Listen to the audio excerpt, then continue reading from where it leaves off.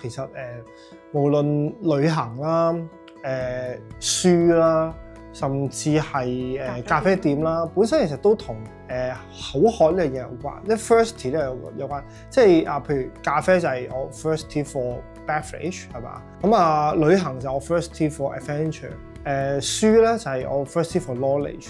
咁而我哋活動嘅可能係 thirsty for community 或者係即係 understanding 咁樣。咁我估我哋都有啲渴望嘅嘢。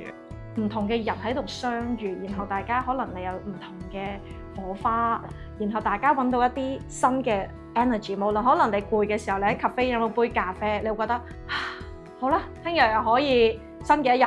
或者你覺得嗰期好煩躁，然後我哋有一個身心靈嘅活動，你完咗之後覺得你人生得到好似好 peaceful， 得到淨化咁樣。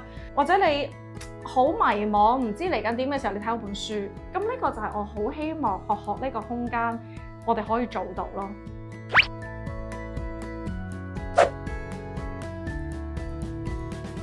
其實大約係上年年中啦，年頭年中啦。咁我哋嗰陣時其實本來都一路有個諗法，就係想不如開一間book cafe， 即係旅行嘅 book cafe。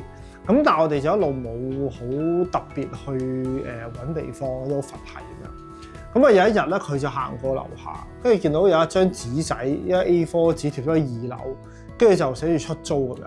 咁影咗張相俾我，就話：喂，我呢個係我心心念念一棟唐樓咁樣。咁我冇覆佢啦，我心諗你都黐線嘅，即係一棟唐樓邊度租得起咁樣。咁完全冇覆佢。跟住第二日佢真係走去 WhatsApp 個業主就問：你係咪出租啊？幾錢租啊？咁樣。咁然之後發現個租金咧又冇我哋想象中咁高喎，即係似乎係一個努力啲應該可以處理到一個數目。咁我哋就開始就真係認真地諗啦。本來嗰個 book cafe 呢樣嘅諗法有冇可能喺呢一棟樓度實現咧？咁樣。咁 book cafe 本身就係包含咗3種元素嘅，書啦，即係旅行書啦、咖啡店啦，同埋活動空間嘅。咁香港冇旅行書店啦，而家咁我哋唯有一間啦。咁我哋因為我哋自己本身都係即係都算係好資深嘅 backpacker 啦，我哋都係自己旅行好多地方啦。旅行亦都係我哋嗰個無論係我哋興趣，抑或係事業，都係同我哋好緊密嘅關係啦咁樣。咁所以喺設計呢個書店嘅時候，第一件事就已經係諗一定係用旅行做主題嘅。如果你係一個中意去旅行嘅人，你嚟到呢度咧，你會揾到一啲你會感興趣嘅地方，或者係興趣本身，又或者如果你係一個嚟到香港嘅遊客，你識睇中文嘅話，咁你會揾到一啲同香港有關嘅書，可以了解到香港。其實都因為我哋都係做旅行㗎嘛，係咪？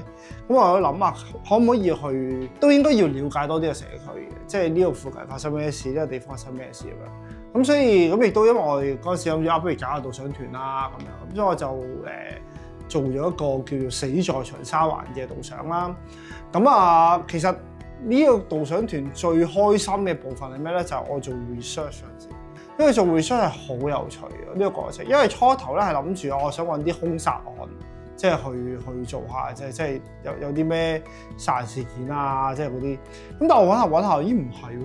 呢一大好多同死亡有關嘅嘢，嗰啲嘢係一啲好重要嘅歷史嚟嘅。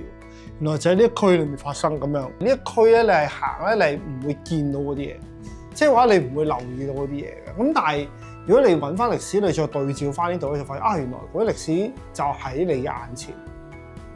咁我覺得呢樣嘢係其實同旅行一樣。我哋有一次個講座就去講就話，其實點解我哋上去旅行覺得哇好多嘢都好正啊！哇點解嗰個超市係咁樣嘅，嗰架車係咁樣嘅？其實可能你喺香港你從來冇望過嗰架車係點樣。你都唔知個垃圾桶係點樣樣，因為我哋太習慣就係每日都會發生，我哋冇用一個好好奇嘅眼光望嗰堆嘢。我就話其實如果我哋從來對身邊嘅嘢唔好奇咧，旅行都唔特別㗎。